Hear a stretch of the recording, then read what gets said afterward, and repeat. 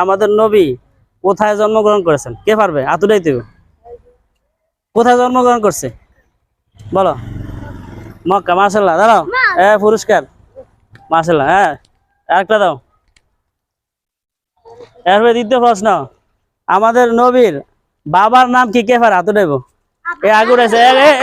এটা পাইছে কি?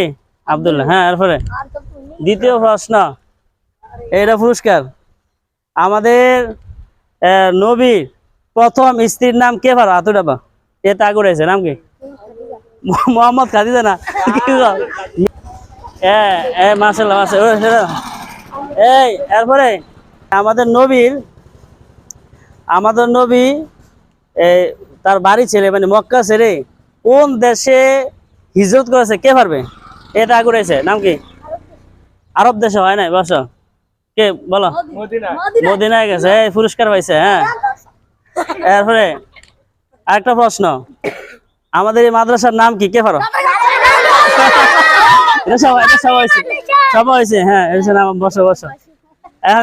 এখন একটা প্রশ্ন, আমাদের এই মাদ্রাসার প্রতিষ্ঠাতার নাম কি? কে পারো? বসো।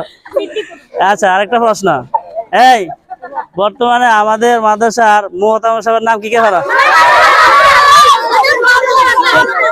বসো বসো বসো বসো। হয়ে গেছে, সবাই দিছে তো, এটা বাদ হবে না। বসো।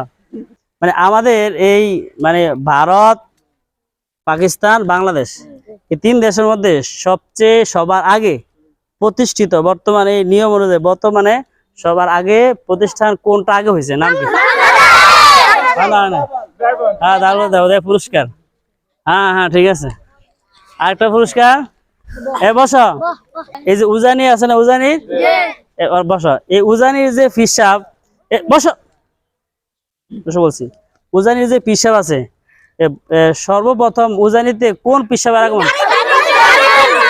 সবাই আগে বলছো, কারি ইব্রাহিম সাহেব তো সবাই না। হাত উঠাতে হবে, তারপরে আর যার আগে হাত উঠবে তার। বসো, বসে যাও। মাশাআল্লাহ, তোমরা চাঁদপুরের মধ্যে সবচেয়ে ঐতিহ্যবাহী পিসাব নাম কি? কারি ইব্রাহিম সাহেব রহমতুল্লাহ আলাইহি উজানিতে আগমন করেন। হ্যাঁ, আচ্ছা, এটা সবারই হয়েছে। বলতে হবে বাংলাদেশের সবচেয়ে সর্বপ্রথম